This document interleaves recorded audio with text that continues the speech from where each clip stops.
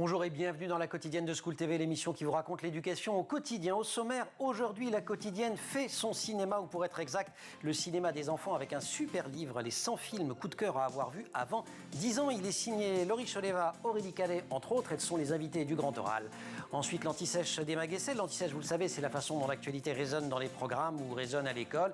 L'actu, c'est cette une du magazine Virgule consacrée à Charles Dickens. Elle va tout nous dire, Emma. Elle nous dira également tout à l'heure de la récré en ambiance Noël sur le pull de Noël. Et oui, elle a osé. Et puis nous retrouverons la chronique hebdomadaire d'Amélie Paris, notre prof documentaliste. Les années collège, elle nous les raconte en faisant un zoom sur le prix Jeunesse pour l'égalité. La quotidienne de School TV, c'est maintenant, c'est parti. Grand Oral. Il y a la Pinocchio, Simba, Mary Poppins, Charlot, Le Petit Prince, tous se baladent sur la couverture du livre très précieux que publient les éditions Albin Michel, les 100 films coup de cœur à avoir vus avant 10 ans. Livre précieux pour 3 raisons au moins. D'abord, il y a la qualité de la sélection. Ensuite, il y a l'organisation par tranche d'âge. Et puis, il y a le petit plus qui fait la différence, à savoir l'avis des psychologues de Kids and Family. Et on va en parler avec, alors pas tout à fait toutes les autrices, mais deux des principales autrices de ce livre. Alors, il y a l'autrice en titre, qui est Laurie quand même, c'est elle qui a fait le bouquin, il faut le dire. Mais je me permets, Laurie Choleva, d'associer Aurélie Calais au terme d'autrice, parce que quand même, il y a plein de textes de Kids and Family.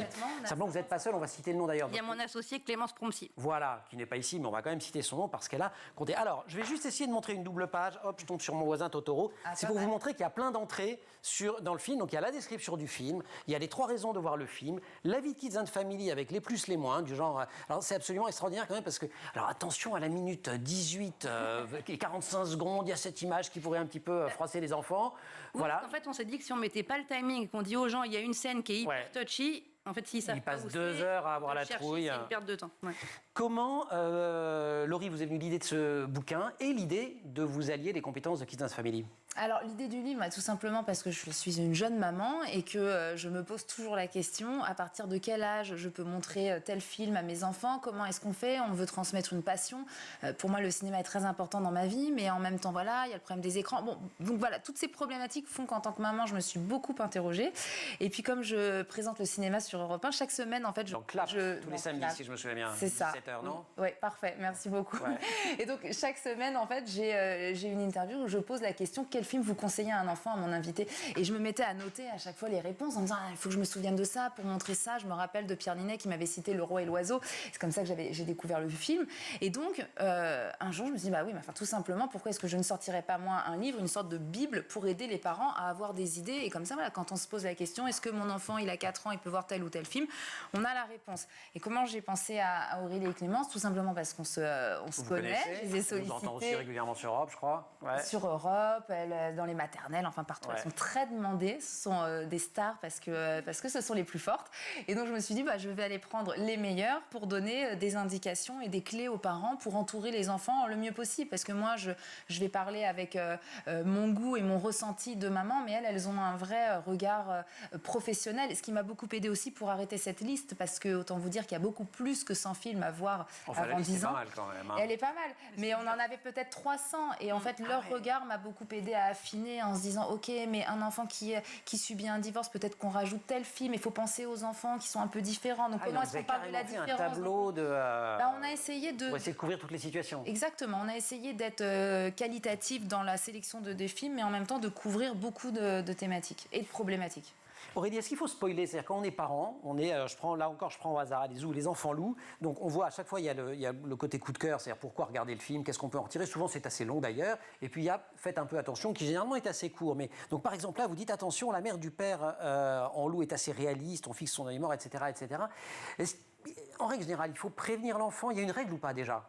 Ou est-ce que chaque parent évalue la situation? Alors déjà, les enfants, ils ne sont pas du tout égaux face aux écrans selon s'ils ont des grands frères, des grandes sœurs, des parents très cinéphiles, d'autres pas du tout, des parents anti-écran, enfin bon bref. Donc du coup, c'est vrai que c'est vraiment de mettre l'alerte aux parents en disant attention, il y a une scène qui est comme ça, qui peut heurter, il y a un truc sur la mort, comme ça les gens se disent ok, en ce moment... Il vient de perdre sa grand-mère, bon, je vais éviter celui-là. D'accord, c'est vraiment sur les effets de contexte. Exactement. Ils vous en parlent beaucoup, les enfants ou les parents que vous voyez, vous, en tant que psychologue? Alors, nous, des images, ouais. Alors, il y en a qui ont vraiment pu être choqués par des films, et même parfois des Disney, Même moi, quand je me suis visualisée Bambi... moi, Bambi, je m'en suis jamais remis. Hein. Et je ne l'avais pas vu depuis longtemps. Et j'étais là, mais je comprends. En fait, il l'appelle maman. Et là, on lui dit, elle ne reviendra jamais. Même La Belle au Bois dormant, la sorcière, elle fait super peur. Ils font peur, les Disney. Hein. Les premiers Disney, ils sont. Puis parfois, les gens ils disent c'est un Disney, l'affiche échoue, il n'y a pas de problème. Et donc, c'est bien de les alerter. Les princesses, c'est sympa. Ouais, et surtout, là où on était hyper contente de participer, c'est que nous, c'est vrai que c'est très souvent au cabinet où on peut faire des recommandations, comme sur une ordo. En ce moment, il y a ça. Regardez ce film en famille, discutez-en, c'est un vrai bon support. C'est un point de départ pour la conversation. Exactement, ouais. Donc vous avez choisi, oui. Non, j'allais dire, vous voyez, par exemple, Bambi, on a mis 5-6 ans, mais voilà, nous, on s'est dit, on va pas le mettre dans les 3-4 ans, alors qu'on a l'impression que Bambi, c'est un film qu'on peut montrer aux tout petits, mais non. Ah non, non. Moi, je pensais que vous le mettriez, je sais pas, même 50, 60 ans ou un truc comme ça. Pas avant 50 Voire jamais, on ne regarde plus Bambi. Pareil, le Roi Lion, il faut... Oui, le Roi Lion, on avance la scène aussi. Moi, à chaque fois, je lui dis, il est malade, il est parti se reposer, et il reviendra dans un autre film. Voilà. Sinon, on peut regarder Sissi. Voilà. Fallait que je me fasse 2-3 plaisirs quand même dans ce livre. Un clin d'œil à une Sissi que je connais un peu. Les 100 films coup de cœur à avoir vu avant 10 ans, c'est chez Albin Michel, Laurie Choleva, Aurélie Cadet de Kids and Family. On vous retrouve juste après l'Anti-Sèche. Avec plaisir. Emma Guessel.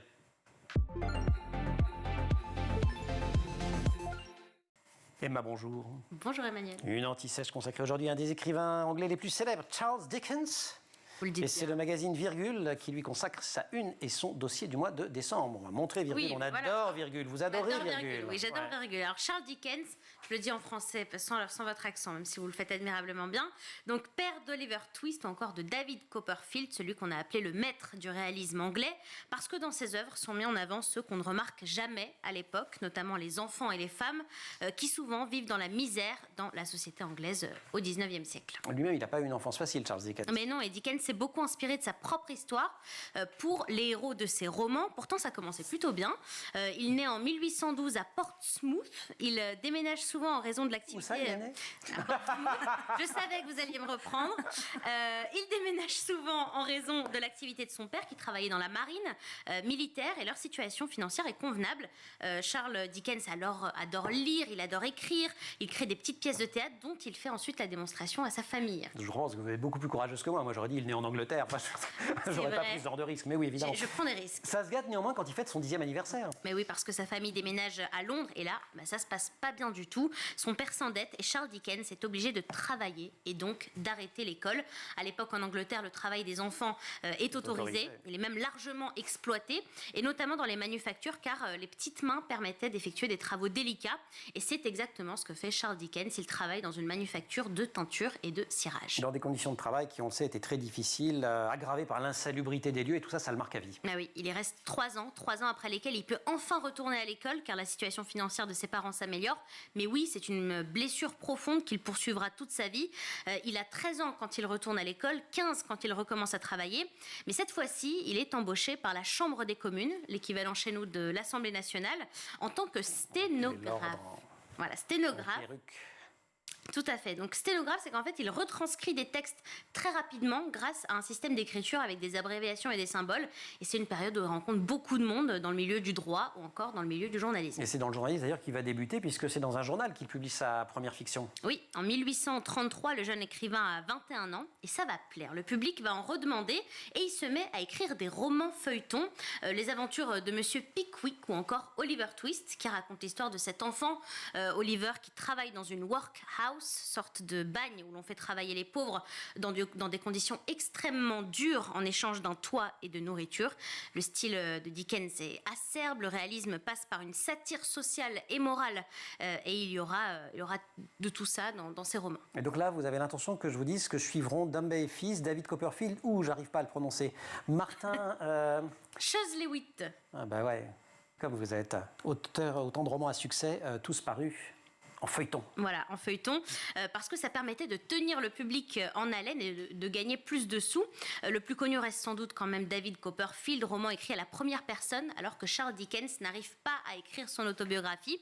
Il y a énormément de lui dans ce roman. On retrouve son enfance avec David qui travaille à l'usine, qui est livré à lui-même, mais qui finit par faire de nombreuses rencontres. Dans ce livre, il y a tous les sentiments que Charles Dickens a lui-même ressentis dans sa vie, le désespoir, puis l'espoir, l'envie de réussir, l'ascension et l'accomplissement d'un rêve. rêve, celui de devenir écrivain. Et si le magazine Virgule consacre son numéro de décembre à Charles Dickens, il y a une raison particulière, il a un lien avec Noël. Mais oui, parce qu'un de ses ouvrages les plus connus dans le monde, moins connu chez nous, mais c'est pourtant le plus connu, c'est un conte paru en 1843, un chant de Noël, ça s'appelle, l'histoire d'un vieil homme avare qui déteste Noël et qui, le soir de la fête, reçoit la visite de 3 esprits, le passé, le présent, le futur, et avec une belle morale à la fin, le chemin du bonheur doit être charitable, dans le partage et la bienveillance, et c'est un tel succès qu'il réitère l'opération 4 fois de suite jusqu'en 1848.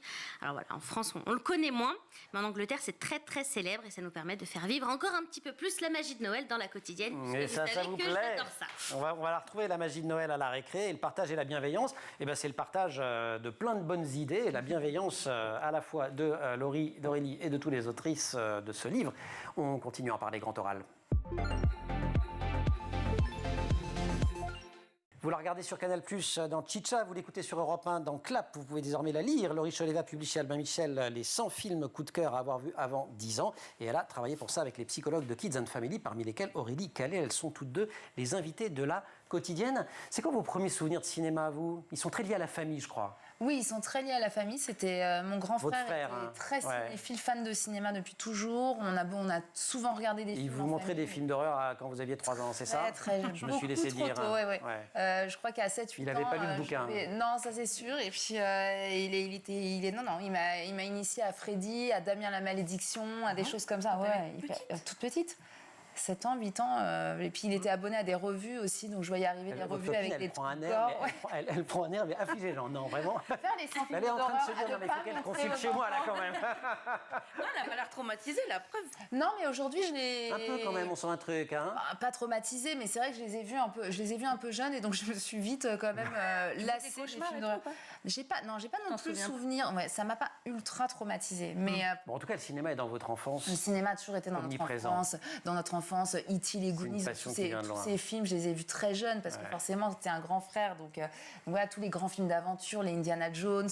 Et puis je crois à un côté on regarde les films en famille, non, auxquels vous êtes attachés. Très attaché à ça, c'est très important, je trouve, de regarder des films en famille, et si on ne le fait pas tant que nos enfants sont petits, à quel moment on va le faire? Et si on n'instaure pas ça aussi chez soi, c'est vrai que c'est compliqué. Donc nous là ils étaient trop petits, mais maintenant qu'ils ont 2 ans et 4 ans, on s'est dit voilà, une fois par semaine il y a le vidéoclub, on leur parle d'un film, on le regarde tous ensemble. Et je crois que les enfants, ils sont contents aussi de partager avec nous, parce que les enfants, ils peuvent revoir 25 fois un film, donc forcément, ils le connaissent par cœur. Mais ce qu'ils aiment, c'est de nous parler. Et oui, je crois que ça les rassure, d'ailleurs, les enfants. Enfin, on le sait, hein. Ils refont, raconte-moi la même histoire, ça les rassure, c'est le rituel. Exactement, c'est l'impression de maîtriser. Ils peuvent voir le même film 30 fois. Donc le premier, on le fait en famille. C'est vrai que les 25 autres fois, il faut quand même être très motivé pour les suivre. Le 30e dans le placard, enfermé par les films. Mais ils ne se lassent pas du tout. Ils peuvent voir c'est pour ça, quand ils aiment quelque chose, ça peut être... Vous avez des souvenirs particuliers de cinéma quand vous étiez petite? Moi, ce qui est rigolo, c'est que j'avais des souvenirs de films où j'étais trop contente que Laurie les ait mis dans... Moi, j'avais Sissi, qui était un de mes films préférés, Peau d'âne. Donc du coup, en fait, avec Clémence, on s'en est répartis 50 chacune. Et quand je l'ai revu des années... Enfin là, je sais pas, j'ai dû le revoir 25 ans plus tard. On a des souvenirs et qui ne correspondent pas forcément à nos goûts d'aujourd'hui. Moi, j'étais là en fait Sissi, donc c'est un mariage dans la même famille, forcé, avec une mineure. Ok. Et moi, petite, je trouvais ça... Alors que Peau d'âne raconte que les petites filles n'écoutent... Oui, mais il y a la chanson qui explique que les... Oui, mais au départ, les petites filles n'écoutent pas leur papa. Oui, mais après, quand je l'ai regardé... Le papa essaye, bon, d'accord. Oui, et puis surtout, c'est la marraine qui la dissuade de le faire, qui finalement se marie avec le père. Donc, est-ce qu'elle voulait vraiment bien la conseiller, ou elle voulait juste récupérer le père? Je ne sais pas, peut-être. Ouais, non, mais ça, c'est un truc absolument évident. Tout ça, il est vrai que vous avez vu Les Dents de la Mer quand vous étiez petite, et que ça a quelques petits effets sur vos choix de vacances. Les Dents de la Mer, pendant très longtemps, c'est vrai que j'avais du mal à me baigner quand je ne voyais pas mes pieds. Ouais, c'est ça.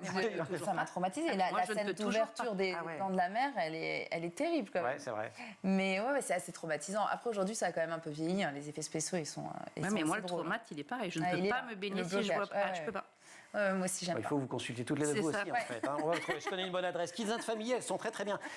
Avec les plateformes le streaming, etc., on a un peu perdu le côté rituel. Alors, on peut regarder une série en famille, ça, c'est pas compliqué. On choisit le moment, etc. En revanche, on en parle moins avec les copains, les copines, dans la cour de récré, etc. Enfin, il y avait une dimension de partage avec le film du dimanche soir autour du cinéma qui était très importante. C'est vrai qu'aujourd'hui, tout se consomme un peu différemment, un peu plus facilement. Donc, tout va très vite. Et puis avant, ça se méritait de voir un film. Il fallait effectivement y aller, le choisir, aller le rendre. Enfin, voilà, il y avait quand même tout un rituel. Aujourd'hui, c'est un petit peu moins sacralisé, mais j'ai quand même le sentiment que le cinéma... Enfin, je me rends compte, même moi, de par effectivement mon métier, j'ai quand même le sentiment que le cinéma fait partie de la vie de tout le monde, est très important pour tout le monde. Tout le monde se soucie de, tiens, qu'est-ce qu'on peut voir cette semaine? Tout le monde a quand même envie d'aller au cinéma, de voir un bon Ça reste un lieu fédérateur. C'est quand même quelque chose de très important. Vous avez, j'imagine, vu ou revu absolument tous ces films. Est-ce qu'à la fin, sur les 100 films, vous vous dites... Sur les 200, parce qu'il a fallu en voir beaucoup. Oui, on a eu un... Ah d'accord, mais moi je parle des 100 qui restent. Oui. Est-ce que vous vous dites, il y a un truc, il y a quelque chose qui fait que ça reste un film pour enfants? Il y a des invariants, il y a... Oui, c'est-à-dire que... Alors, ce qui était compliqué aussi dans le... vous avez voulu servir tout le monde. On a voulu... En fait, c'est pas ça, c'est qu'on a voulu avoir un équilibre entre des films d'animation, plusieurs types d'animation aussi, des films patrimoine, comme un Chaplin ou un film comme Cinéma Paradiso, des films d'aventure. Ce qui est compliqué, c'est... C'est hyper riche, il y en a vraiment pour tous les goûts. Varié, quoi. Fallait tout mettre, mais rien qu'avec les films d'animation, on pouvait tout mettre. Et pour répondre à votre question, donc effectivement, l'impact... Parce que quand même, je l'ai en tête. Entre confrères et consoeurs, on peut. Vous voyez ce que je veux dire. C'est quand même très désagréable quand l'invité n'a pas du tout répondu à la question. Donc, je vais essayer d'y répondre. Non, mais c'est vrai qu'on se rend compte quand même que, oui, l'impact est différent selon un film d'animation ou autre, mais quelque part, il y a des films comme E.T. qui resteront toujours et moi, je le vois aussi dans mon émission, c'est peut-être le film le plus cité parce que ça a touché l'enfance de tout le monde et les thématiques aussi. Les thématiques sur l'amitié, sur la solitude, sur la différence sont des thématiques qui touchent sur la perte. Ça touche beaucoup les enfants et ça reste. Donc, des films comme celui-là, oui. Je vous poserai la même question dans 3 minutes. Vous avez 3 minutes pour réviser, c'est le temps de la récré, puisqu'on va retrouver Emma, des comédies, des docus, des films de genre. Il y en a 100 et surtout, il y en a pour tous les goûts. On continue à feuilleter ces 100 films coup de cœur à avoir vu avant 10 ans avec Laurie Choleva et Aurélie Calais. Mais pour l'heure, la récré, Emma, c'est Noël.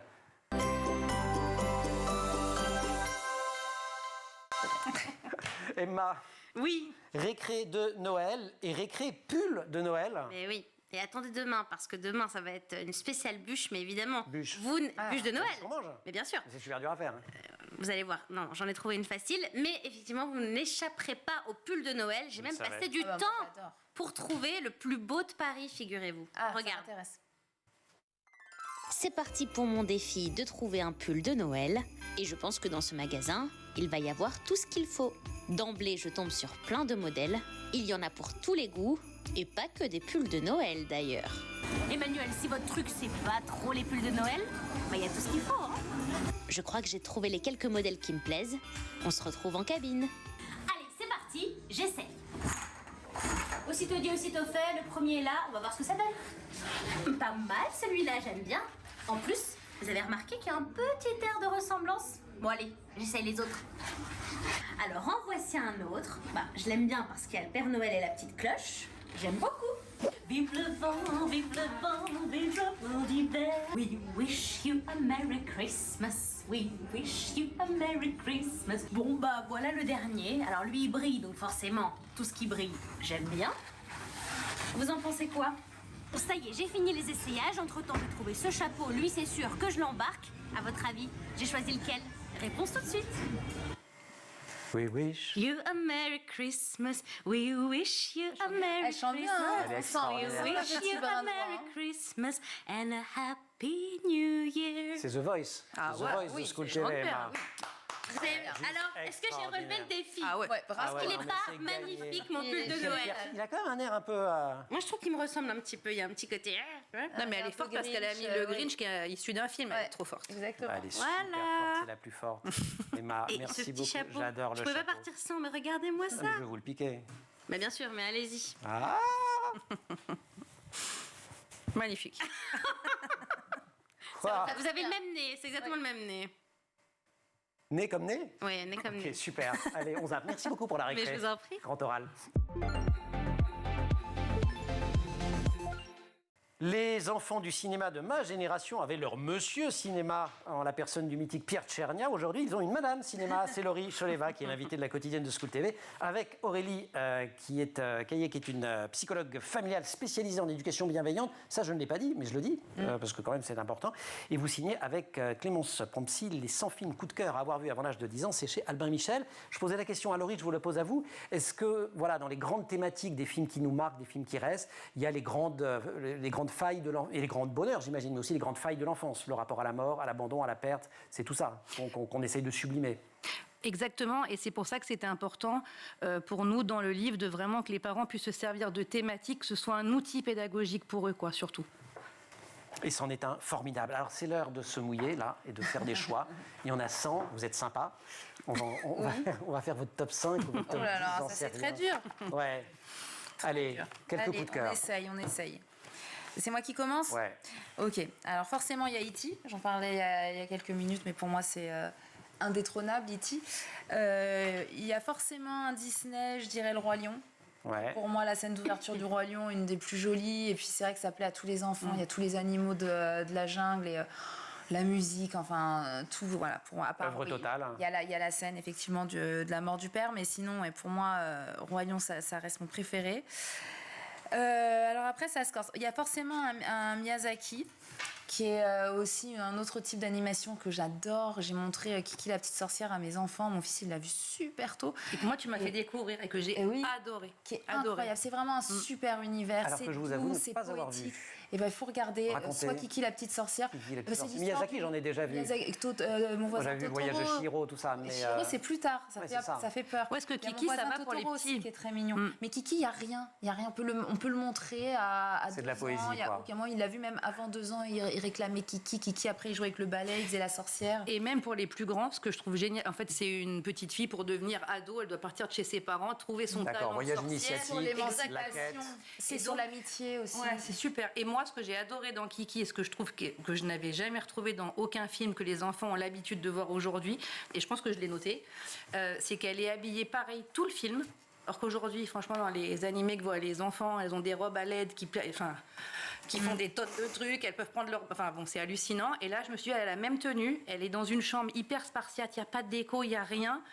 Et donc, ça montre aussi aux enfants, c'est pas la peine d'avoir 4 tonnes de trucs. Confusion, et j'ai trouvé ça hyper bien comme message aussi pour un enfant qui demande 4 tonnes de trucs, de lui dire, regarde Kiki. Voilà. Kiki, elle a toujours la même robe et elle se porte très bien. Hein Kiki, c'est formidable. Madame Doubtfire. Parce que le génie de Robin Williams qui manque beaucoup, mais après c'est compliqué. Je sais plus combien je vous en ai cité, vous m'en avez demandé 5, c'est ça? On doit être à 4. 3 à 4, c'est dur. Un peu. Après, il y a Grease, un peu plus tard, mais on est avant 10 ans, nous on l'a mis à 8-9 ans. Alors parfois vous les mettez jeunes, les films. C'est des vraies hésitations, mais voilà, comme Pirates des Caraïbes ou autre. Mais c'est vrai que Grease, on s'est dit, en fait, on peut le voir après tout, pourquoi pas. 8-9 ans. Moi, j'ai ma belle-fille, elle l'a vu à 8 ans, elle adore les chansons. Et c'est vrai que tous ces films, ce qui est extraordinaire, c'est qu'il y a souvent un 2 ou 3 niveaux de lecture qui permettent de les voir. Alors, les Disney sont exemplaires pour ça. Il y a aussi de Truffaut qui est magnifique. Truffaut que vous montrez jeune aussi, alors. Ouais. Ah oui, les 400 coups, on peut. Zéro de conduite aussi. Tous ces films sur ces bandes d'enfants. Enfin, voilà... comme les choristes, enfin, c'est des films qu'on peut montrer jeunes, et puis des films sur l'enseignement, sur la camaraderie, c'est très très important de les montrer jeunes. Et je disais tout à l'heure, essayez de montrer un Chaplin. Même si votre enfant il décroche, c'est bien de lui montrer ça visuellement, qu'il le voit assez jeune. Et puis de le lui remettre de temps en temps, même en fond. Parce que oui, aujourd'hui, les enfants, avec les films d'animation, les Pixar, les Disney, et puis voilà, c'est compliqué après de montrer un Chaplin. Donc je pense qu'il faut le montrer jeune, il faut que ça existe. Et puis l'enfant sera un peu plus cinéphile que l'autre. C'est ce que j'allais dire, c'est la cinéphile et la journaliste spécialiste de cinéma qui parle, qui dit qu'il faut aussi éduquer. Il y a une dimension culturelle, en fait, c'est le patrimoine. Oui, ça fait partie de la culture. Ouais, et surtout sur les films, sur les anciens films qu'on a cités, par exemple Le Jouet. Pierre Richard, c'est ça? Ouais. Et alors, ce qui est marrant, c'est qu'entre-temps, il y a le nouveau qui est sorti. Mais c'est vrai qu'on voit que les enfants, les films d'aujourd'hui, ça part tout de suite dans le truc. C'est-à-dire qu'ils n'ont pas de temps mort. Et ça va tout à fait avec leur vie d'aujourd'hui où ils ne savent pas tellement s'ennuyer, pas ne rien faire. Ils sont toujours hyper sollicités. Et je trouve qu'on le voit même dans les films d'il y a 20 ans, il y avait bien 20 minutes pour que ça se mette en place, qu'on comprenne. Ouais. Et je trouve que c'est bien aussi d'apprendre aux enfants. Il faut un peu attendre de comprendre de quoi on parle, l'intrigue, de savoir peut-être s'ennuyer un peu au début d'un film, comme un peu rentrer dans un livre. Parce que ça, c'est ce qui va aider, là je parle vraiment à la psychologue, c'est aussi ce qui va aider à grandir. Bien sûr. Être capable de mettre à distance, patienter. Et ne pas tolérer les petites frustrations. Rabbi Jacob. C'est trop bien. Oui, Rabbi Jacob, il va danser. Ça, c'est ça c'est pareil. Mythique. Mais donc voilà, donc il y a beaucoup de choses différentes. Bon, en fait, il faut tous voir ça devant le film. Pourtant, je vous avais prévenu avant le début de l'émission. À un moment, je vais vous donner une espèce de sélection. Et voilà, là, je vous fais la sélection par Laurie et par Aurélie. C'est ça, la sélection. Voilà, j'ai plié tout. Mais en même temps, on l'a faite avec amour. Alors bon, ça vient du cœur, ça vient du cœur. 100 bébés, on ne peut pas choisir. On peut pas en laisser un sur le bord de la route. L'important, c'est pour les parents qui ont des enfants, par exemple, de 8 ans, parce qu'il y en a qui ont un peu tendance à faire ça, c'est de ne pas ouvrir le livre à partir de 8 ans. Ah oui. Oui, parce que c'est vraiment tous ceux d'avant. Mais bien sûr, il faut les regarder. Parce qu'il y en a plein des super à 5 ans et qu'il faut qu'ils aient vu. Et qu'on peut tout à fait revoir plus tard. Et Aurélie n'a pas fait sa sélection. Voilà, participer, allez. De toute façon, maintenant, on va accueillir Amélie, on va peut-être lui demander la sienne d'ailleurs. Emma, merci beaucoup. Merci pour cette super sélection. Vous restez avec nous? Oui. C'est les années collège. Bien sûr. Vous allez voir, c'est des années formidables. Amélie. Les années collège, c'est votre rendez-vous hebdomadaire avec Amélie Paris. Bonjour Amélie. Bonjour. Journaliste, mais prof documentaliste. Collège Maurice Utrio, c'est à Paris dans le 18e. Et parmi les nombreuses actions que vous menez, on avait vu que vous avez 1 milliard de missions à peu près à gérer. Il y a cette participation à un prix qui s'appelle Jeunesse pour l'égalité. Beau titre. Est-ce que vous pourriez nous expliquer pourquoi, comment, avec qui, c'est quoi? Eh bien, en fait, l'année dernière, avec une collègue d'Histoire Géo, on avait travaillé avec l'Observatoire des inégalités qui était venu nous présenter leur adaptation du célèbre jeu Le Monopoly. Ils ont fait le Monopoly des inégalités. Le Monopoly des inégalités, exactement. Et c'était super, ça a très bien marché. Absolument. Et ils nous ont expliqué que tous les ans, ils lançaient un concours, donc le prix Jeunesse pour l'égalité. On s'était dit, l'année prochaine, on le fait.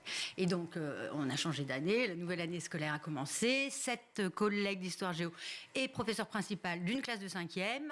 Les inégalités sont au programme en EMC, en éducation morale et civique, en 5e. Donc, on s'est lancé dans l'aventure avec la classe de 5e 5. Pourquoi les 5e 5 et pas les 4 ou les 3 parce que c'est comme ça, ils ont du bol. Voilà. Comment ça se passe? Vous allez en classe d'ailleurs de temps en temps? Alors, on a commencé un travail ensemble, donc en classe entière, sur ce sujet-là, sur les discriminations, les préjugés. C'est tous différents, tous égaux, je crois, le titre du chapitre. Exactement. Et puis après, j'ai pris la moitié de la classe, pendant que l'autre moitié reste avec l'enseignant de discipline et avance sur le programme. Et inversement, et ce qui fait que les élèves ont eu 3 fois 1 heure avec moi au CDI pour travailler et faire des affiches sur ce. Alors voilà, j'allais dire, qui dit concours dit qu'il faut délivrer quelque chose. C'est une affiche, le but du jeu, c'est ça? Alors c'est soit une affiche, soit une vidéo. Alors en fait, c'est un prix donc, qui est lancé, comme je le disais, par l'Observatoire des inégalités, un organisme indépendant qui existe depuis 2003 et qui dresse un état des lieux le plus fidèle possible des inégalités en France, en Europe et dans le monde. Et donc il lance ce concours tous les ans. Il faut faire soit une affiche, soit une vidéo pour les jeunes entre 11 et 25 ans et à condition d'être minimum par 2.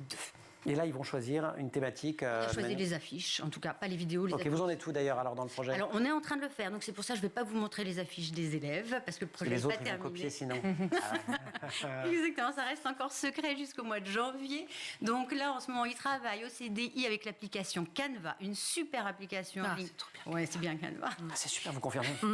Donc je viendrai. Bon, là, on voit quelques exemples de ce travail d'ailleurs. Vous nous en reparlerez de Canva alors? Je viendrai vous en reparler de Canva. En tout cas, les élèves ont fait des trucs super sur le sexisme, le racisme, l'homophobie, la grossophobie, et que je vous montrerai plus tard. Et puis voilà. Super travail. Vous ne pouvez pas nous montrer ce sur quoi vous bossez aujourd'hui, mais peut-être vous pouvez nous montrer des affiches d'anciens finalistes. D'anciens finalistes, exactement. En plus, c'est des affiches qu'on peut faire venir gratuitement dans son établissement pour faire une exposition. Ce que vous n'allez pas manquer de faire. Évidemment. Vous connaissant. Ouais, je vais faire ça très bientôt. Et puis on peut aussi se servir de ces affiches pour, comme support pédagogique pour une séance avec les autres 5e, par exemple, ceux qui ne participent pas au cours. Alors, il y a des bouquins aussi. Oui. Dans le CDI, petite sélection alors. Oui, parce que j'ai fait une égalitech. Il y a ceux qui ont dit non, Sublime Collection, qu'on aime énormément ici. Oui, et mention spéciale pour non à l'homophobie avec Hervé Milk de Safia Amor, publié en 2014. Donc Hervé Milk, l'un des premiers hommes politiques américains. Oui. Oui, c'est vrai. Avec peut-être pas avant 10 ans celui-là. Non. Juste après. Ouais. Comment devient-on raciste? Comment devient-on? Oui, en 2021. Donc un livre très bien fait sur les mécaniques qui amènent encore aujourd'hui au racisme et par extension aux discriminations. Toujours sur votre étagère, comprendre les discriminations. Oui, de Karina Loire, Véronique, Marie Bonferré et Rémi Saillard, publié en 2021 par Priva Jeunesse. Là, on est sous la forme de questions-réponses illustrées pour lutter. Des questions et des réponses qui sont illustrées pour lutter donc contre les discriminations et pour changer notre regard sur l'autre. Et enfin, tout nu. Voilà. Oui, le dictionnaire bienveillant de la sexualité par Myriam Dagouzan-Bernier et Cécile Garriépi, publié en 2020, aux éditions du Ricochet. Et là, c'est un super abécédaire, pour comprendre la sexualité, mais aussi le genre et la vie amoureuse. Les mots sont bien expliqués et le ton est toujours bienveillant et jamais dans le jugement. Et merci beaucoup, Amélie. Et bon courage alors pour le concours. On reviendra avec les résultats quand même. Oui, en mars. Super. Vous l'avez ça, son film coup de cœur à voir avant 10 ans? Non, je ne l'ai pas. Alors vous savez ce que vous faites? Parce que bon, comme c'est des collégiens, avant 10 ans, ça va les vexer parce que c'est un peu des ados. Mais vous barrez le avoir, vous mettez 100 films coup de cœur parce que même après, je vous l'offre pour le CDI. C'est possible? C'est formidable, vous allez voir.